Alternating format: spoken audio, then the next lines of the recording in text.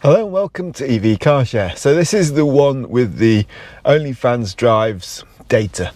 So if you remember last time I was driving with only the fans running, so obviously OnlyFans mode, and therefore it's going to be more efficient. But the question really was not, is it more efficient? Because I mean, it's bound to be. If you're not using the heater, then it can't be worse.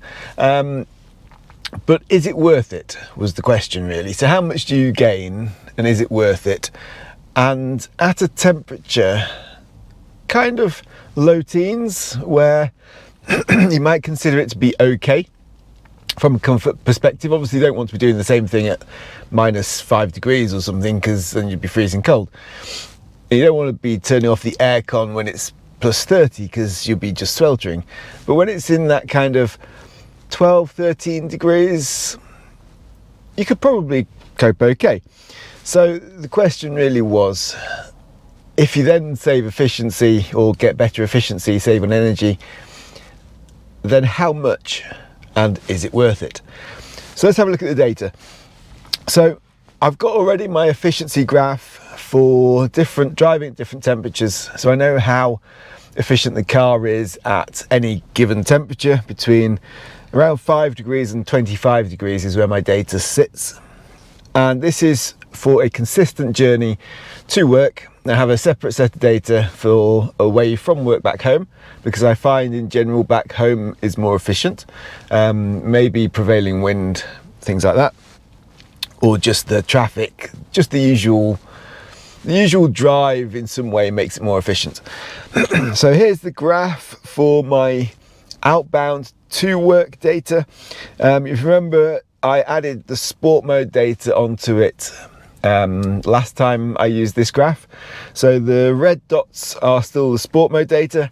That has changed slightly in the location of the data. I'll tell you why. My previous graph was wrong. So I misunderstood how Google Sheets deals with multiple sets of data, overlaying them as a scatter. Got that completely wrong. So I've redone that. So this is actually the correct data. It hasn't made a great deal of change to my conclusion. My conclusion was that if you're doing a journey where you're cruising at a constant speed, sport mode, eco mode, normal mode, it's irrelevant, doesn't make any difference. And my data shows that even better now. Previously, some of sport mode was more efficient, which didn't make any sense. Still, we have some data points that are at that high end, but I think that's just due to being on a particularly calm day when traffic was flowing as well. But in general now, more of that sport data matches the scatter of the previous data, which I've got down here as normal, but actually that was eco, so maybe I should change that legend title. Anyway, there you go. So the OnlyFans one's there in yellow, and you can see I did 2 journeys to work, 2 journeys back from work. So we've got 2 spots on this particular scatter. They're within the bounds of the graph, so they're not the way more efficient, but they are all above the best fit line. They're all at the high side of the graph, so that does show there is efficiency. I think we can take from that data. Now if I look at the other graph, the return graph, then you get the same sort of plot. So on the return graph, again, these data points are high, so these are ones that are significantly, noticeably in the high scale of the graph. I would say they're up where the highest of the other data points are. So that's first takeaway, but that's to be expected. That's what we kind of thought would be the case, isn't it really? If you drive without your heating and aircon system on, you're going to save data because it uses data. You're going to save energy because it uses energy. So if you don't use that energy, that's energy you've saved. It just makes sense. So then I took that data and I did some calculations. So because I have a scatter plot with a best fit line, I can pull out the equation for that best fit line from the Sheets software. Using that equation for the best fit line, I can then, within the bounds of my data, pick out any particular temperature and say, okay, at that temperature, what is the average efficiency, or what efficiency might I expect from that temperature, and I can pick out then points on that best fit line. Just basic maths really. So I've done that to pick out the average efficiency at the temperature points where I did the drives for the OnlyFans. What I then was able to do was compare that data to the best fit line, take a difference. So on the outbound, if I take from the graph, then the graph says 3.97 miles per kilowatt hour. My OnlyFans runs averaged at 4.4 miles per kilowatt hour, and so that's a difference of 0.42 kilowatt hours, miles per kilowatt hour, sorry. Let me just adjust my data, get my units right. On the return journey, I have two different temperatures, so I have two different expectations from the graph, and then I can compare those two to the 4.6 that I got on the actual journeys with OnlyFans. So the graph said at 15 degrees 4.168, at 16 degrees 4.235, 4.6 was my actual measured with OnlyFans, which is a difference of 0.432. So we've got a difference of 0.425 and a difference of 0.432. So very consistent in terms of the difference, which is good to see, because that's what you expect, particularly as these are very close bundle of temperatures that I'm testing. So I take all of those 4 data points and average out the difference, or the gain, the efficiency gain, let's call it. Then that efficiency gain averaged is 0.41125 miles per kilowatt hour. So you can say, I mean, that's a little bit below half, but you can say we get just under half a kilowatt hour, so half a mile per kilowatt hour extra or gain by running OnlyFans compared to running the HVAC system. I run it at 21 degrees. Obviously, if you run it different, that might make a bigger difference. Obviously, if you run it much higher than I do, then clearly you don't like the cold as much as me. So then the whole thing on the comfort might be different as well. And you may go, whoa, this is freezing. Well, I don't.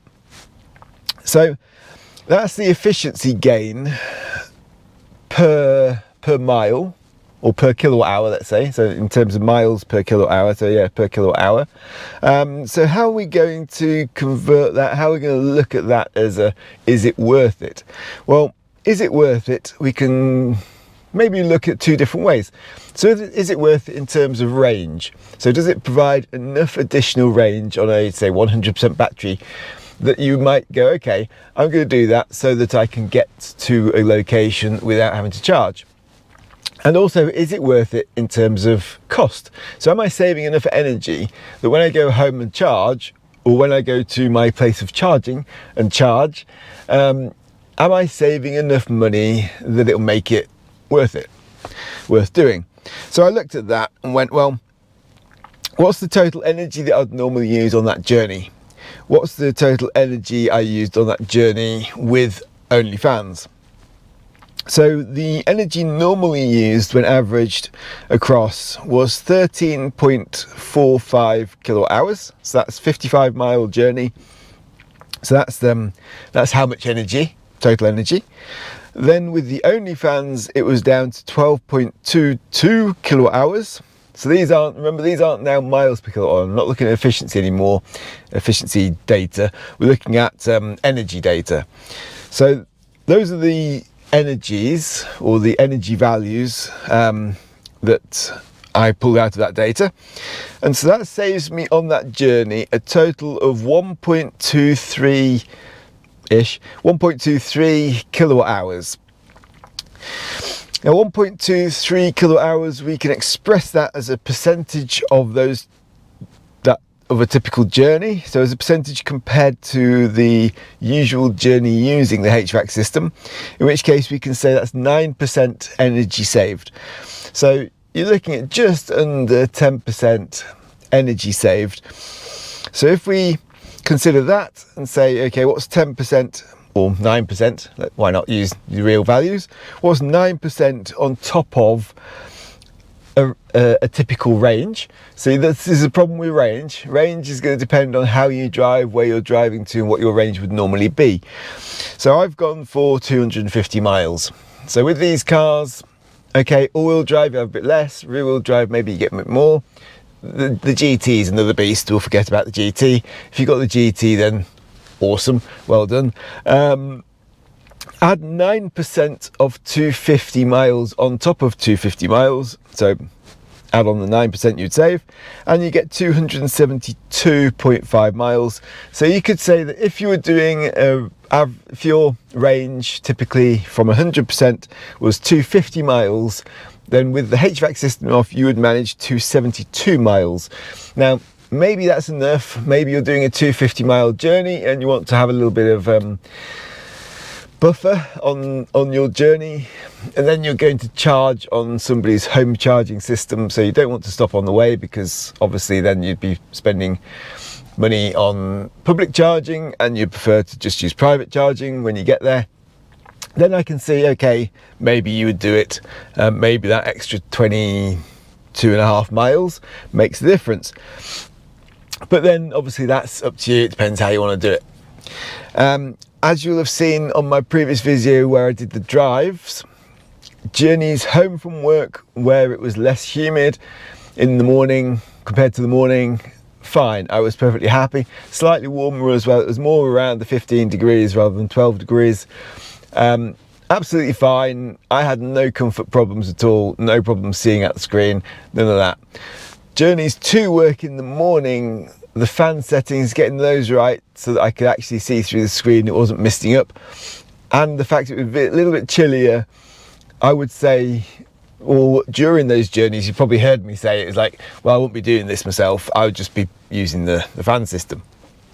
Now if we look at the savings in cost, then that kind of puts that in perspective as well. So at 7p per kilowatt hour, the type of charging I do at home overnight, then that 1.23 kilowatt hours saved is worth 0.086 of a pound, so 8.5p. So for each journey, so the one I was struggling in the morning trying to see out the screen, adjusting all the fans, all that sort of stuff, I'm doing all of that and I'm saving 8.5p. Basically, no, I'm not going to do that. For 8.5p, I'm not going to take in any additional hassle whatsoever. It's not worth it. However, if you are charging up, say, a grid serve charge at 85p per kilowatt hour, then it's slightly different. Then the saving becomes £1.05, just under. So if you're charging at public charging, then you might say, yeah, I'm going to save as much energy as I can, because I don't want to have to stop at that public charger and put energy into my car that's going to cost me a small fortune. Almost, that's as much as it costs to have a petrol or diesel car. I mean, that's the sort of fortune that it is. So you're going to just say to yourself, yeah, sure, if it's fairly reasonable and not going to cause me too much hassle, then I'll save that extra pound. So I think there are two perspectives where this might be considered kind of worth it. One is if you need the extra energy to get you to somewhere, you might do it. If you are public charging all the time, you might do it because public charging is expensive. If, like me, it was just a commute journey to and from work, to and from home, then and you're charging overnight on a cheap rate, even if you're charging during the day on a normal rate, I don't think it will make a huge difference, because your 8p will become what, 32p or something like that maybe. So even then I would say it's not worth it. So for my journeys to and from work like that, not worth it. For a journey using high cost electricity, or if you need that extra to go an extra distance, then yes, probably worth it, I would say. So that's my conclusions. Hopefully you've enjoyed the data. Please let me know if you have, put some comments, that sort of thing. Before I finish, another point or another thing to bring up, I will be doing this Thursday evening my next episode of EV Spotting, the prediction game. I have put into the YouTube channel community section where you can post kind of text and pictures and stuff like that, a bit like a social media for YouTube really. On my channel, if you go to community and go there, you'll find it. I have put in a post about the game. You can put, I've also put my predictions in there as well. So you can see my predictions, you can make your own predictions, post in that same thread under my post what your predictions are, and that's your entry into the game, and we'll see who gets the most points. Also tells you the point scoring system, and if you really want to get into the full nitty gritty of how it all works and see it in action, then there is a link there to my previous video of EV spotting, so go and see that as well. So all I've got to say really is give a like to the video, check out some of my other videos, subscribe to the channel, and yes, thank you for watching, and I'll speak to you next time.